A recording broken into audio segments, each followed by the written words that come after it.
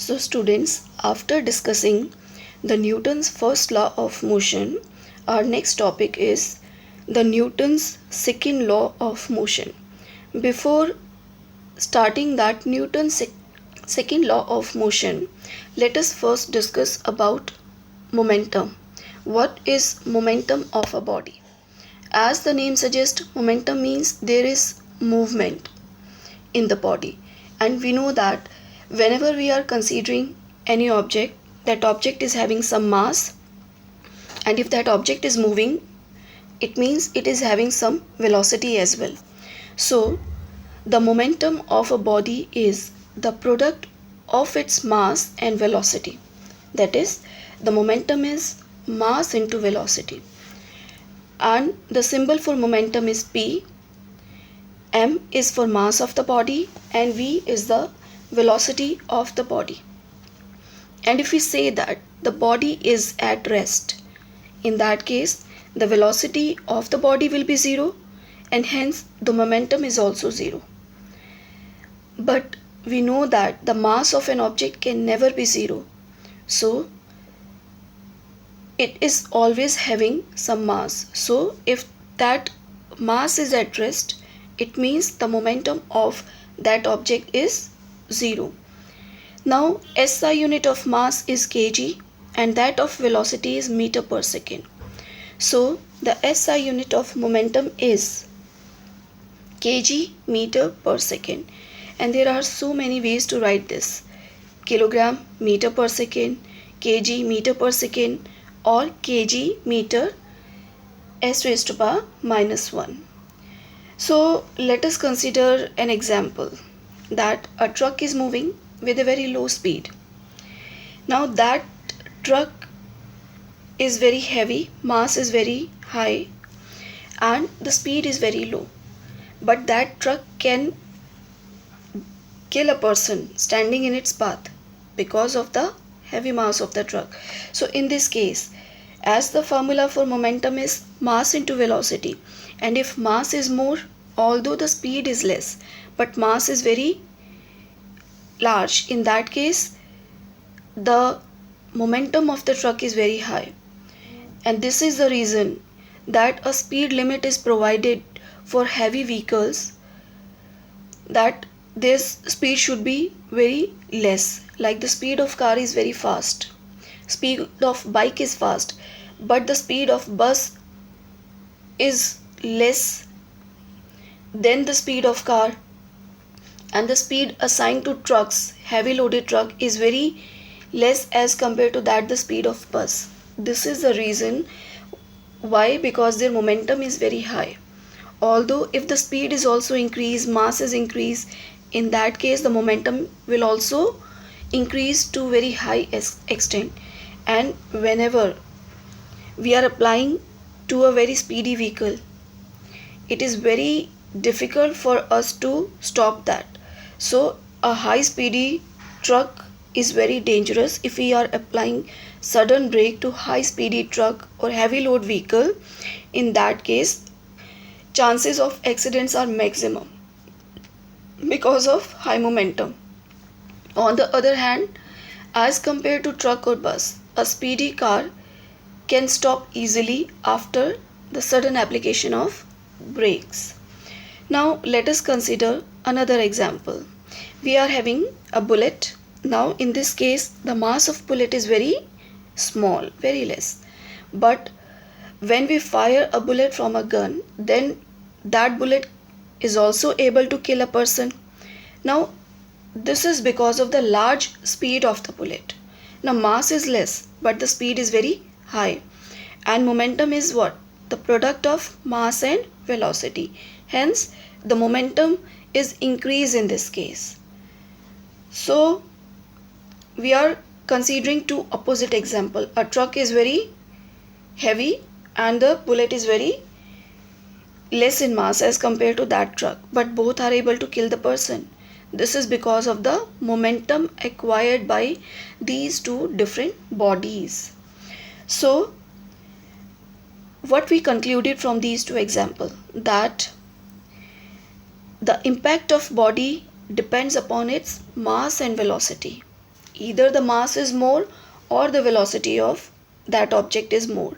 In that case, the momentum of that particular object is very high, and we are getting a high impact of that object on any other object. Now, let us discuss about the Newton's second law of motion. Now, before that, let us solve a numerical based on momentum.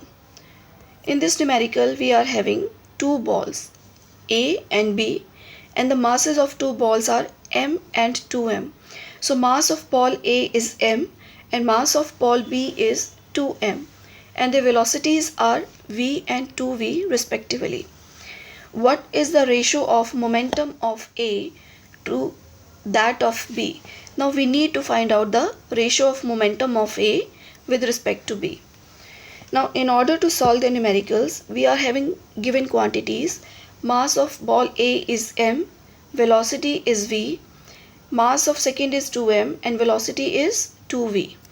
Now, we know the formula for momentum is mass into velocity.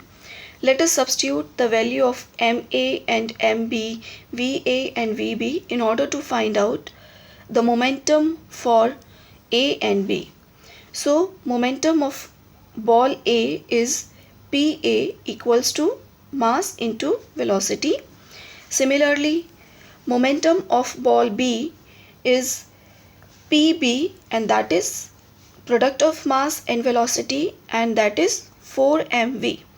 Now let us take the ratio PA upon PB. This is equals to mv upon 4mv, and it is equals to 1:4.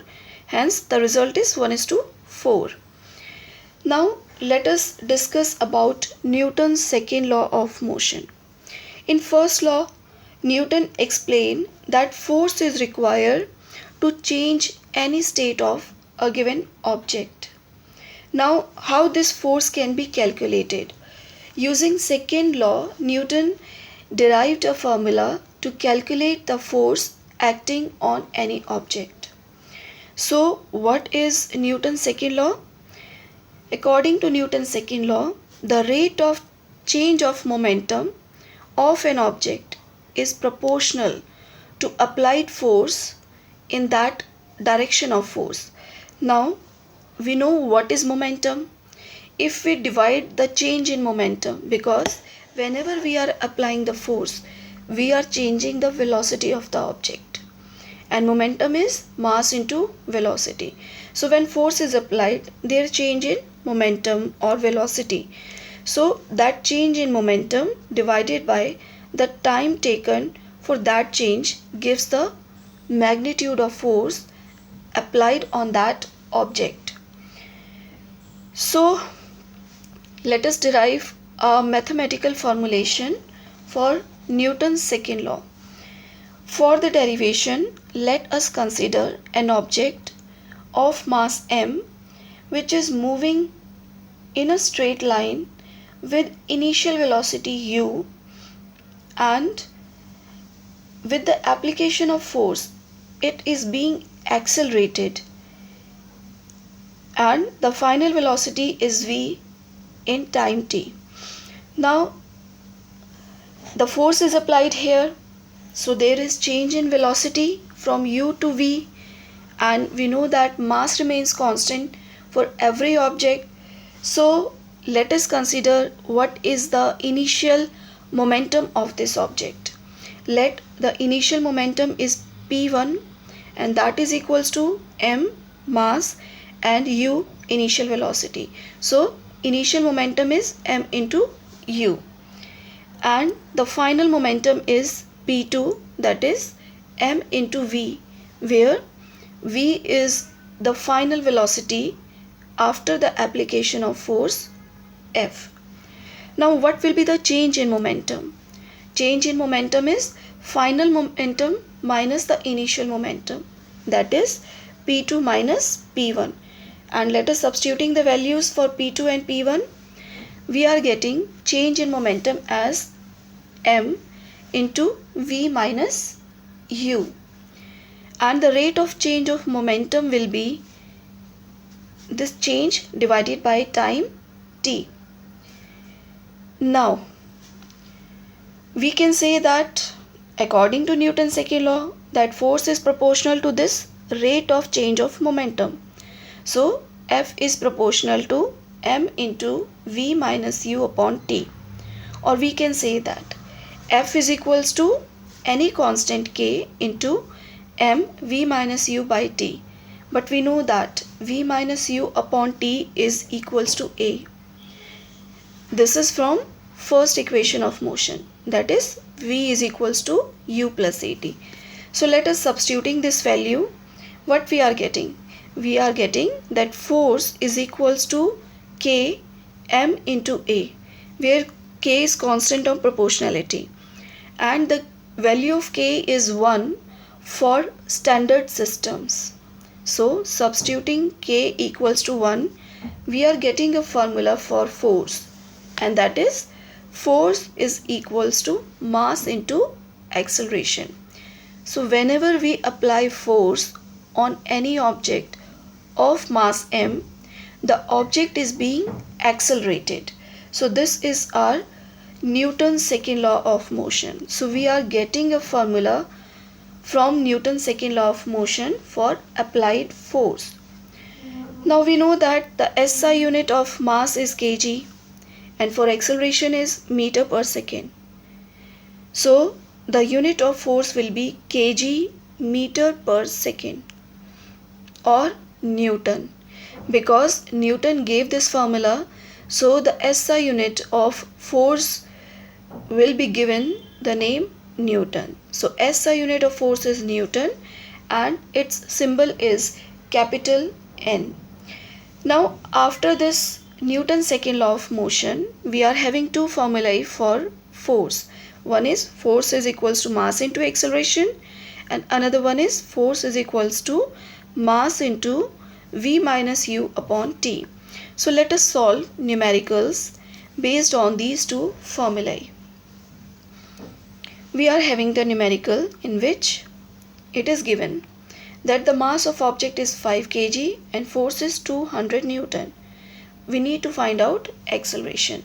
So numerical is what will be the acceleration of a body of mass 5 kg if force of 200 Newton is applied on it.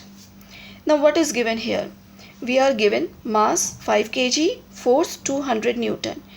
Applying the formula that force is equals to mass into acceleration, from that formula acceleration is force upon mass. Substituting the values, and we are getting that acceleration produced on the body is 440 meter per second square. Now let us solve another numerical. A crooked ball of mass 70 gram moving with a velocity of 0.5 meter per second is stopped by a player in 0.5 second. What is the force applied by the player to stop the ball? In order to solve this numerical, what are the given quantities? Mass is given 70 gram, velocity is given 0.5 meter per second. This is initial velocity. Time is given 0.5 second and the ball is being stopped. So final velocity is 0 meter per second. The mass is given in grams. We need to convert this mass in kilogram. So initial velocity u is 0.5 meter per second. Final velocity is 0 meter per second. Time is given. Mass is 70 gram. Converting that into kg. So mass becomes 0.07 kg. Now applying the formula for force, that is force is mass into final velocity minus initial velocity upon time. Let us substitute the values and we are getting a result. F is equals to minus 0.07 Newton. Now what is the significance of this minus? This shows that the force is applied to stop the ball. to stop the motion. So the force is applied opposite to the direction of motion, and this is the significance of this negative sign. This shows the direction of applied force. Okay, after Newton's second law of motion, our next topic is Newton's third law of motion. And this law states that whenever we are applying force on an object, that object is equally applying force on us.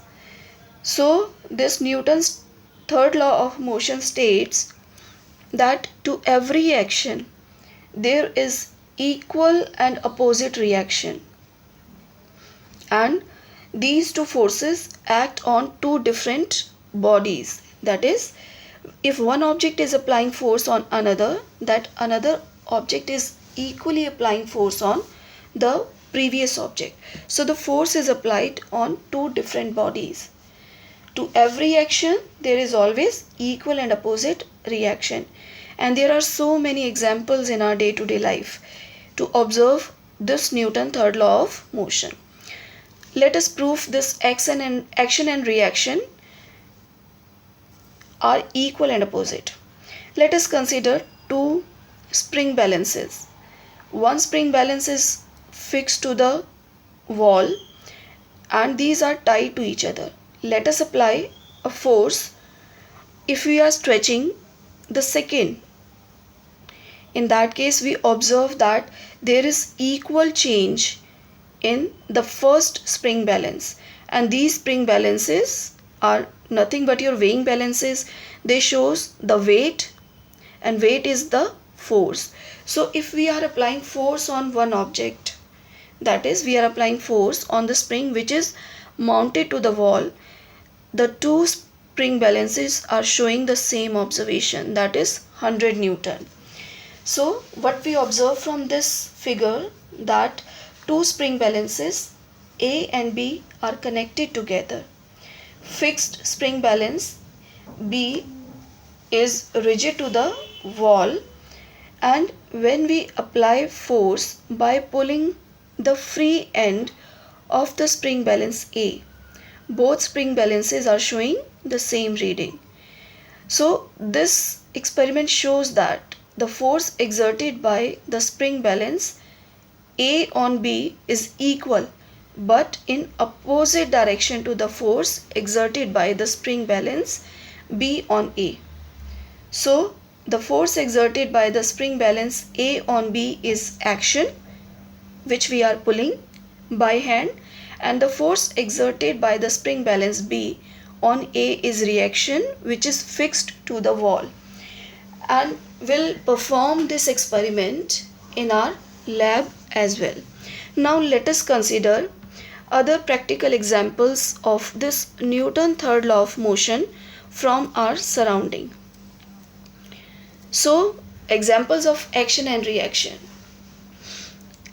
When we are firing a bullet, so let us consider a gun. We are having a gun and you can see two red arrows. So one is in right direction, another one is in left direction.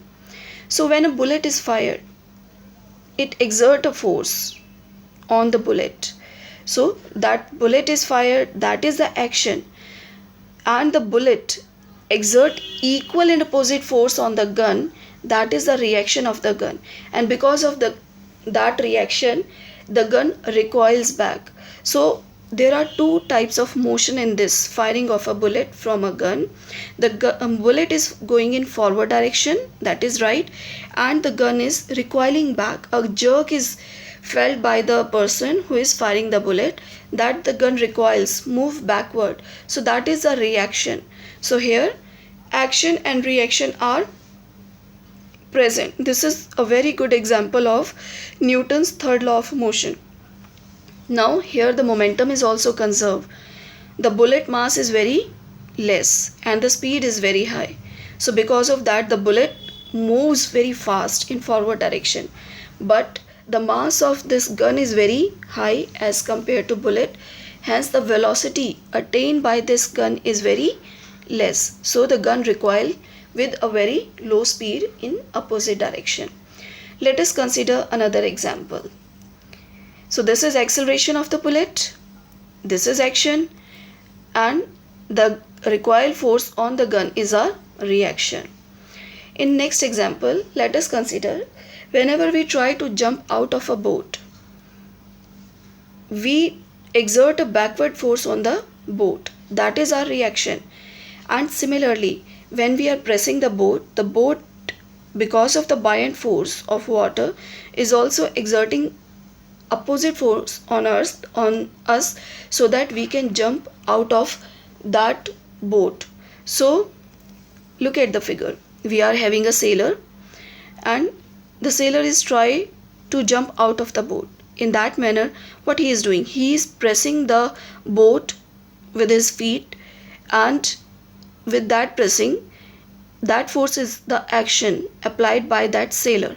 Now similarly, when we are pressing the boat is also exerting force on us in upward direction, and because of that we are able to move out of that boat, and that is the reaction.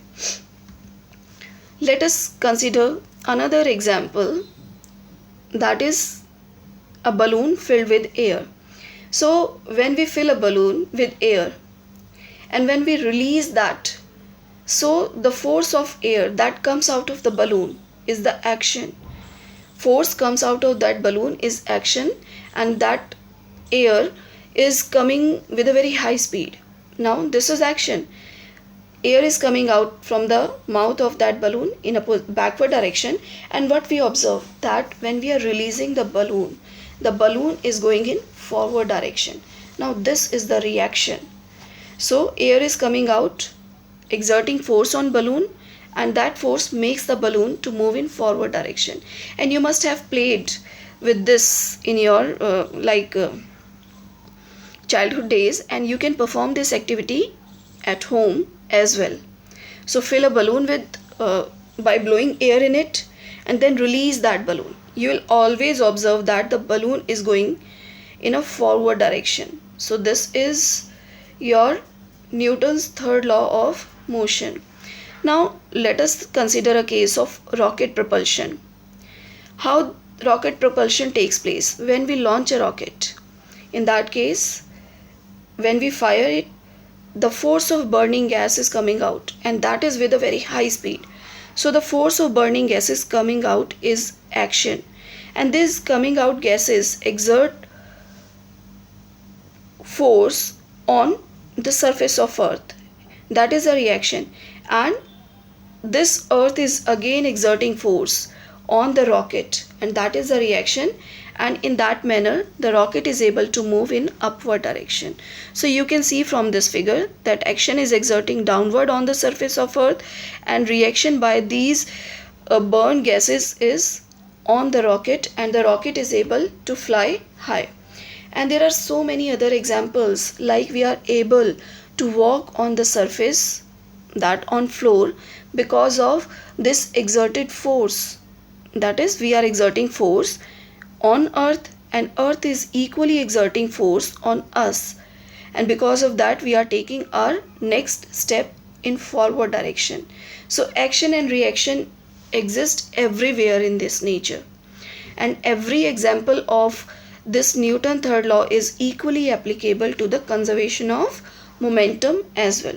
Now what is this conservation of momentum?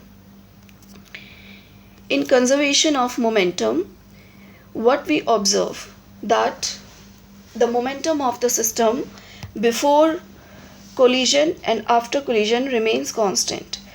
So according to law of conservation of momentum, the sum of momenta of two objects before collision is equal to the sum of momenta after collision, provided there is no unbalanced force acting on the system.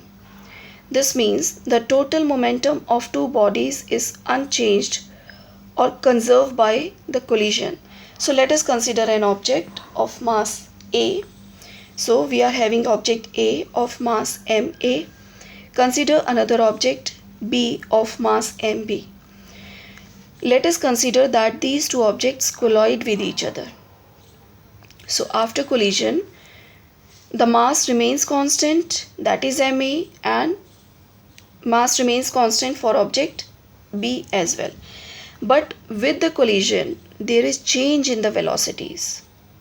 So if we consider the ua be the mass velocity of the object before collision and u be the velocity of the object before collision, then after collision a force is exerted during that collision time and there is change in the velocities of the object. So if va and vb the final velocities of the objects after collision, so what we observe that there is change in velocity.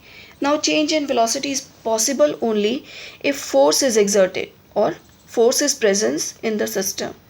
So what we are observing that a ball A exert a force FAB on ball B and the ball B is also exerting a force FBA on ball A. So if there is change in momentum, so there will also be change in so if there is change in the velocities, in that case there will be change in momentum as well. So let us consider the momenta of the ball A and B before collision. So as we know that momentum is product of mass into velocity, so here initial momenta will be ma ua for object A, ub for object B, and final momenta will be mava for object A and mbvb for object B. Now after the change in momentum, let us consider the rate of change of momentum. So change in momentum of A during collision will be final momentum minus initial momentum, that is mava minus maua, and rate of change of momentum will be, that is the force, and that is this change in momentum divided by time. Again considering for ball B, change in momentum of ball B is mbvb minus mbub, and the force again FBA is this rate of change of momentum.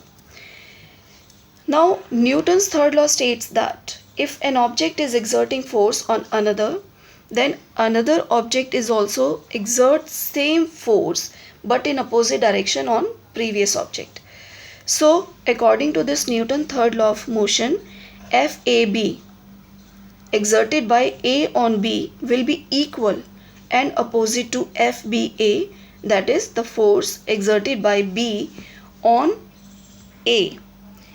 So what we are concluding that both the forces are equal but they are acting in opposite direction. So FAB is equals to minus FBA. This negative sign shows that the direction of forces are opposite to each other. So let us substitute the values of FAB and FBA in this relation, and that is MA VA minus UA upon T is equals to minus MB VB minus UB upon T.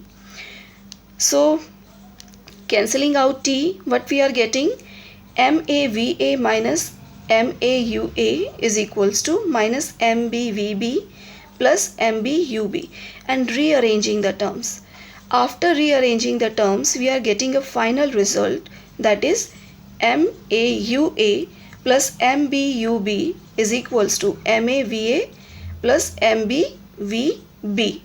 And this is our law of conservation of momentum, that is total momentum of the system before collision is always equals to total momentum of the system after collision. And this is our law of conservation of momentum. Now let us solve a numerical problem based on the conservation of momentum. For that, we are having a numerical that a bullet of mass 20 gram is fired horizontally with a velocity of 150 meter per second from a pistol of mass 2 kg. What is the recoil velocity of the pistol. Now here, what are the given quantities in this numerical? Mass is given, that is 20 gram, that of the bullet. We need to convert this in standard unit, that is in kg. So this comes out to be 0.02 kg. Velocity is given 150 meter per second and mass of the pistol is given, that is 2 kg. And we need to find out the final velocity with which our pistol is recoiling back. Now we know that formula for momentum is what? M into V. And again we know that according to law of conservation of momentum, total momentum before any process is equals to the total momentum after the process.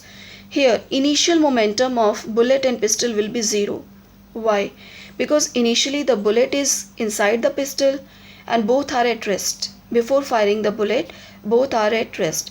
So initial velocity of bullet is 0. Final velocity of initial velocity of pistol is 0. So initial momentum of the system is also equals to 0. Now there is no external forces acting on this system, so the total momentum of the system remains conserved. That is, the final momentum of the system after firing the bullet will be equals to 0. That is the initial momentum. So let us substituting the values. We are having the final momentum as m1v1. m1 is the mass of bullet, v1 is the final velocity of the bullet, m2 mass of the pistol, v2 final velocity of the pistol, and according to conservation of momentum, this is equals to 0. Let us substitute the values of m1, m2, v1. After substituting, we are getting a relation, this. Now from this we can easily find out v2, and v2 comes out to be minus 1.5 meter per second. Now the velocity is 1.5 meter per second, but a negative sign is associated. This negative sign shows that the pistol is recoiling in opposite direction to the direction of movement of bullet. So the pistol is coming back. We are feeling a jerk on our shoulder or hand in opposite direction to the motion of that bullet. So this is the law of conservation of momentum. So with this numerical, your chapter is over, force and laws of motion. Practice this chapter, gather your numerical, and we'll discuss the topic in your sessions.